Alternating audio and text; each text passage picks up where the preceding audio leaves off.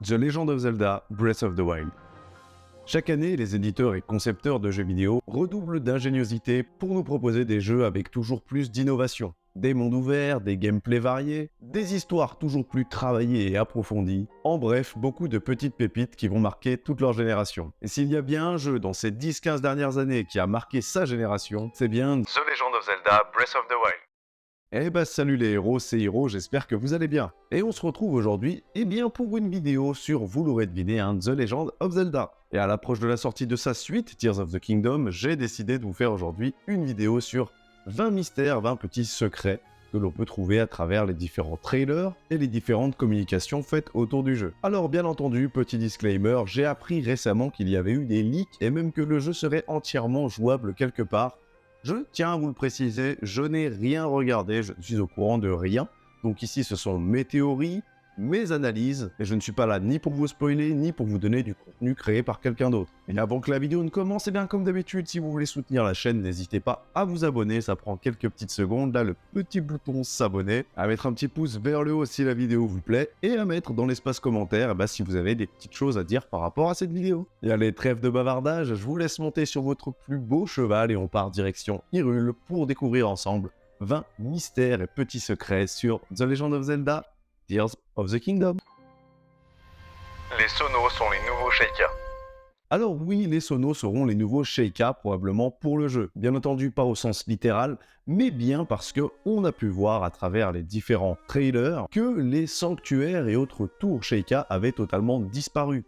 Alors je ne sais pas s'il y en aura dans le jeu, mais en tout cas de ce que j'ai pu voir, elles ont l'air d'avoir totalement disparu de la surface d'Hyrule. Elles laissent visiblement place à d'autres tours sur lesquelles on reviendra plus tard, et à différentes autres petites architectures. D'ailleurs, différentes armes, armures, technologies et même ennemis ont l'air d'être inspirés et tout droit sortis des Sonos, très reconnaissables avec cette espèce de couleur vert-bleu, couleur également retrouvable sur le bras de Link, ce qui veut donc probablement dire qu'il est lui aussi lié aux Sonos. On sait que les Sheikah prenaient une place centrale dans The Legend of Zelda Breath of the Wild. Je pense qu'il y a donc très peu de chances de se tromper en disant que les Sonos, eux, prendront une place centrale dans sa suite. Les nouvelles tours Sonos. Pour en revenir à ces fameuses tours, il y a de grandes chances que les nouvelles tours du jeu soient des tours Sonos. Elles ont une architecture relativement différente de ce qu'on peut voir dans les trailers par rapport aux tours Sheikah. On n'a jamais pu voir encore une tour de très près, sauf s'il y a eu des petites news depuis cette vidéo, mais ce qu'on peut voir c'est qu'elles sont assez caractéristiques. Peut-être encore un système de tours dites endormies et de tours activées. Joueront-elles le même rôle que dans The Legend of Zelda Breath of the Wild, c'est-à-dire des tours permettant de dévoiler la map? Ce que j'ai pu remarquer, c'est qu'elles ont un aspect très caractéristique avec ces espèces de spots lumineux autour. Elles ont l'air assez difficiles à grimper et je pense qu'elles ne prendront peut-être pas les mêmes mécaniques que Breath of the Wild. Alors va-t-on devoir se creuser la tête pour trouver des moyens d'atteindre le sommet? Peut-être l'utilisation de nouveaux pouvoirs ou directement accessibles à partir des nouvelles îles célestes? En attendant, ce que j'ai pu voir, c'est qu'il y a de grandes chances qu'il y ait des ascenseurs. Et donc ça serait peut-être un moyen plus simple d'accéder aux hauteurs. On verra bien à la sortie du jeu, mais en tout cas, ces petites tours nous cachent sûrement encore quelques petits secrets. Les nouveaux sanctuaires créent les îles célestes. Dans les différents trailers, ce qu'on a pu remarquer, ce sont ces espèces de nouveaux sanctuaires. Alors, je dis sanctuaires puisqu'ils me font penser, bien entendu, aux sanctuaires de Breath of the Wild. Ce sont des espèces de sanctuaires avec un aspect assez caractéristique, surmonté d'un espèce de tourbillon bleu-vert, qui nous rappelle bien entendu les technologies Sonos. Sur certains trailers d'ailleurs et certaines images que j'ai pu voir, ils ont l'air activés et désactivés, un peu comme les tours. Au début, je me suis dit, ce sont probablement les nouveaux sanctuaires, qui seront probablement, comme dans le premier jeu, des espèces de donjons souterrains.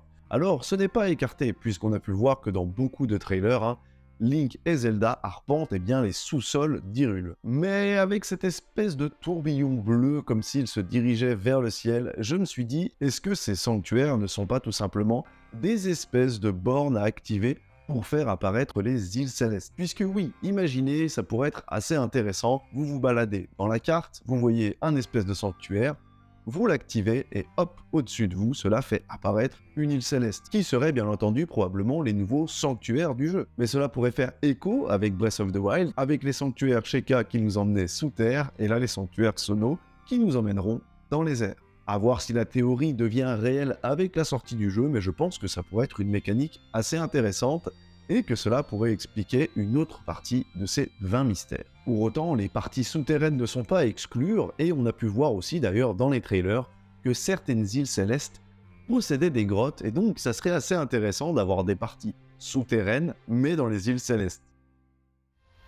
Le retour des Korogu. Ah, les Korogu, ces fameux petits êtres issus de The Legend of Zelda Wind Waker, font leur grand retour sur Tears of the Kingdom. On se souvient tous du méga troll dans Breath of the Wild avec leur récompense pas forcément celle qu'on attendait, et on a pu voir dans certains trailers que les Korogu étaient de retour. Alors auront-ils la même fonctionnalité que dans Breath of the Wild? Seront-ils encore ici pour nous donner leur magnifique noix Korogu pour qu'on puisse augmenter notre inventaire d'armes, de boucliers et d'arcs? Ça, on le verra en jeu, mais ça serait peut-être intéressant qu'ils nous proposent une autre fonctionnalité. D'ailleurs, est-ce que la récompense finale, elle, sera changée et nous proposera peut-être quelque chose d'un peu plus intéressant et d'un peu plus utile? On a pu voir d'ailleurs dans les différents trailers que certains Korogu étaient des Korogu aventuriers. On a pu en voir un notamment avec, si mes souvenirs sont bons, un sac, comme s'il partait arpenter les plaines d'Hyrule en quête d'aventure. On a pu voir d'ailleurs dans différents trailers que les différents habitants d'Hyrule pourront s'équiper d'armes et d'armures pour combattre à nos côtés.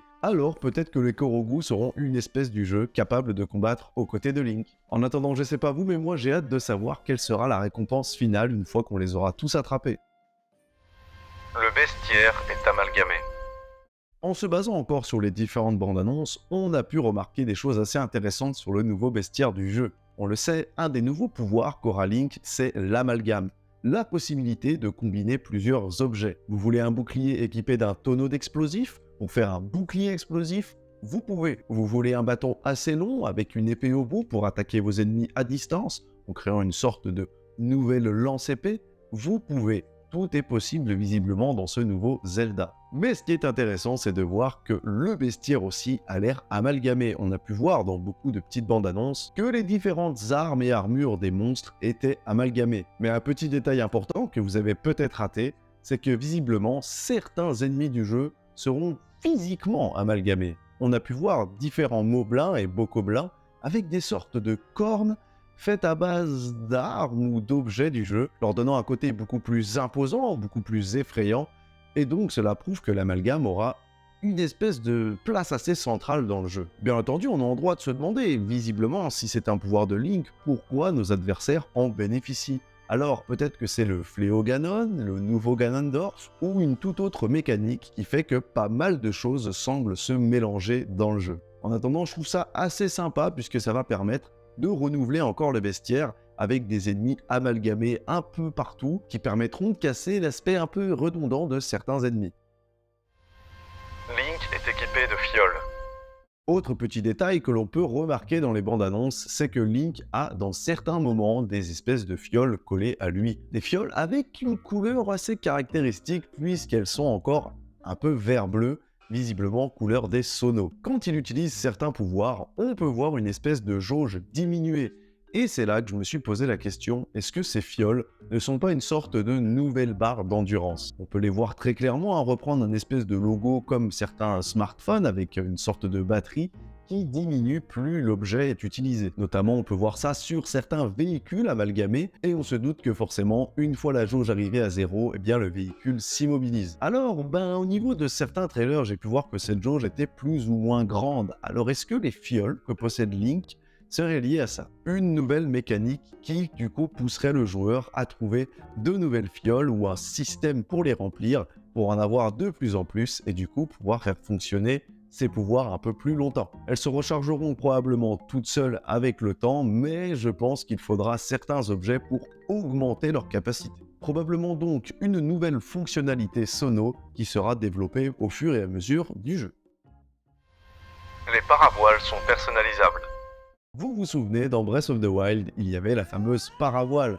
Paravoile qui a d'ailleurs été reprise dans pas mal d'autres jeux. Cette petite paravoile nous permet tout simplement de planer pour aller d'un endroit A à un endroit B sans forcément se taper tout le chemin à pied, ce qui est assez pratique. On a pu voir aussi dans certaines bandes annonces pour Tears of the Kingdom qu'elles étaient personnalisables. Alors on pouvait se demander au début, est-ce qu'elles seront achetables chez les PNJ, trouvables dans le jeu? Il y a de grandes chances que oui. mais pas que, puisqu'on a pu savoir récemment que l'on pourrait en débloquer avec les amiibo. Donc pour tous ceux qui possèdent des amiibo qui prennent la poussière sur leurs étagères, ne vous inquiétez pas, vous allez pouvoir les ressortir pour pouvoir avoir de nouvelles paraboles. Bien entendu pour l'instant, seuls les amiibo liés à l'univers de Zelda sont pris en compte, mais qui sait, peut-être qu'ils seront compatibles avec d'autres. Allez, une petite parabole Mario par exemple. Link et les ovnis. Allez, on tombe dans un mystère un peu plus deep cette fois, puisque on va parler de Link et d'OVNI. Alors vous allez me dire, mais quel est le rapport? Eh bien, dans pas mal de petits passages du jeu, et même d'ailleurs dans Breath of the Wild, on pouvait voir à des moments des géoglyphes. Alors je ne vais pas vous faire un cours sur ce qu'est un géoglyphe, parce que la vidéo durerait 40 ans, mais ce que l'on sait, c'est que ce sont souvent des traces laissées par les ovnis. Et on a pu savoir qu'à l'époque de la conception de Breath of the Wild, eh bien Link aurait pu potentiellement rencontrer des êtres venus de l'espace, venus du ciel, une mécanique qui a été abandonnée mais qui pourrait probablement revenir dans Tears of the Kingdom. D'ailleurs, on sait que les Sonos avaient des tenues de barbares que l'on peut retrouver dans Breath of the Wild, mais qui sait, peut-être que le mystère va encore plus loin. Et si les Sonos étaient des êtres venus du ciel? Car oui, on peut voir que leur technologie est très liée à tout ce qui est céleste. D'ailleurs, on peut retrouver un peu partout des figures semblables à des dragons et certaines formes un peu liées à des œufs de dragon. Alors qui sait, peut-être que les Sonos sont à la base un peuple issu de l'espace qui est venu sur les terres d'Hyrule et qui a du coup essayé de développer une petite tribu. Cela expliquerait pourquoi ils sont extrêmement avancés technologiquement pour normalement des peuples barbares. Après, qui sait, peut-être qu'à l'époque, ils avaient déjà énormément de technologie pour un peuple barbare. Après tout, je vous rappelle que les Égyptiens avaient de l'électricité. Pour ceux qui auront la rêve. À voir si les Sonos sont des aliens, mais en tout cas, c'est vrai qu'il y a ces espèces de formes un peu partout sur la carte, et aussi dans Breath of the Wild, quand on sortait des frontières de la carte, eh bien, on pouvait voir qu'il y avait aussi des géoglyphes un peu disséminés partout. Donc j'ai l'impression qu'il y a un mystère qui se cache derrière tout ça. Les fléaux élémentaires. Au vu des différents trailers, Tears of the Kingdom devrait se passer dans le futur. En tout cas, c'est une suite directe à Breath of the Wild. Bien entendu, pas mal de soucis de temporalité poussent en ce moment au débat puisque personne n'est vraiment sûr qu'il s'agit d'une suite directe. C'est un sujet sur lequel nous reviendrons plus tard. Mais ce que j'ai pu remarquer dans les différentes bandes annonces, c'est qu'il y a l'air d'avoir des sortes de fléaux élémentaires. On peut voir notamment une tornade géante et d'autres petits fléaux disséminés comme ça un peu partout. Au départ, j'avais l'impression que c'était anodin, mais en y réfléchissant bien, j'ai l'impression que le nombre de fléaux coïncide avec le nombre de larmes que l'on devra trouver dans le jeu. Car oui, The Tears of the Kingdom, les larmes du royaume, sont visiblement des objets à trouver dans le jeu. À mon sens, c'est d'ailleurs ces fameuses larmes qui donneront leur pouvoir à Link, même si j'ai l'impression qu'elles se divisent en deux catégories. On peut voir dans certains trailers que Link utilise un pouvoir bleu, toujours un peu synonyme de technologie Sono. Mais à des moments, il utilise une technologie dorée. Et le doré est souvent attribué à Hylia, ou en tout cas à la Triforce. Ce qui du coup me fait penser qu'il y aura des pouvoirs principaux et des pouvoirs secondaires. Peut-être que les pouvoirs principaux seront bel et bien donnés par Hylia, ou en tout cas quelque chose qui se lie à la Triforce, mais que les pouvoirs secondaires seront eux liés aux larmes. C'est assez compliqué à analyser puisque j'ai l'impression que sur certaines bandes annonces, Zelda possède une larme, alors peut-être qu'il y aura des larmes principales et des larmes secondaires également, donnant à Link ses différents pouvoirs. En attendant, j'ai comme l'impression que ces différents fléaux disséminés un peu partout sur la map seront au centre de l'histoire et que Link devra trouver un moyen de les arrêter et que de ceci découleront les différentes larmes et donc peut-être les différents pouvoirs de Link. À voir si ma théorie sur les pouvoirs Sono et les pouvoirs d'Hylia se concrétise avec la sortie du jeu. En attendant, je trouverais ça assez original. Majora's Mask 2.0. Alors je sais pas vous, mais c'est vrai qu'à la sortie de ce jeu, j'ai un peu une vibe de Majora's Mask 2.0. Déjà, des suites directes de jeux The Legend of Zelda, on n'en a pas eu beaucoup. Dans mes souvenirs, on avait Phantom Hourglass et Spirit Tracks qui étaient des suites directes à Wind Waker, mais qui se passaient quand même longtemps après. En particulier un Spirit Tracks qui lui se passait, je crois, plusieurs dizaines voire centaines d'années après. Et on avait bien entendu Majora's Mask, mais qui lui se passait certes quelques minutes après Ocarina of Time, mais dans un monde totalement différent.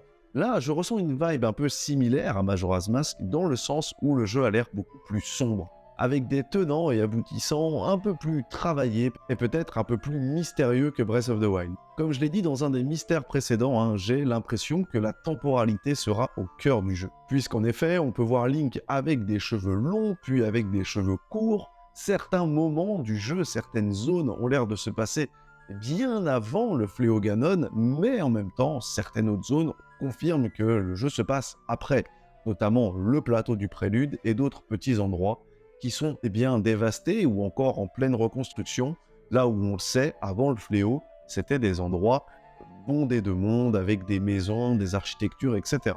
Alors, est-ce que la temporalité sera au cœur du jeu?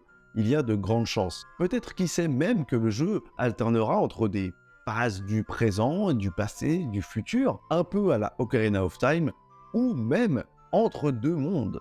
Car oui, qui nous dit que le jeu ne se passe pas sur deux plans différents? Cela pourrait expliquer certains personnages, certaines choses que l'on peut voir dans le trailer, des personnages très mystérieux, mais que je vous réserve pour la partie 2. Et c'est pour ça que j'ai un peu cette vibe Majora's Mask 2.0, une suite directe, beaucoup plus sombre, emplie de mystères et avec une espèce d'ambiance un peu plus lugubre. En attendant, pour moi, ça annonce que du très très bon. Dites-moi vous d'ailleurs dans les commentaires si vous pensez que le jeu sera une suite directe et restera sur sa temporalité, ou si justement le jeu jouera avec le temps et nous emmènera comme ça, pop pop pop, visiter le passé, le présent et le futur. Ah, que de mystères autour du jeu. J'ai vraiment hâte d'en savoir beaucoup plus, et c'est pour ça qu'on va se donner rendez-vous pour une partie 2 avec les 10 autres mystères. Voilà qui clôture la partie 1 des 20 mystères autour de Tears of the Kingdom. Une vidéo pas facile à tourner, et comme d'habitude en total impro, j'ai rien d'écrit. Comme je l'ai dit au début de la vidéo, si cette partie 1 vous a plu, n'hésitez pas à vous abonner, à mettre un petit pouce vers le haut, et nous on se retrouve très rapidement pour la partie 2, et c'était Hiro pour vous servir.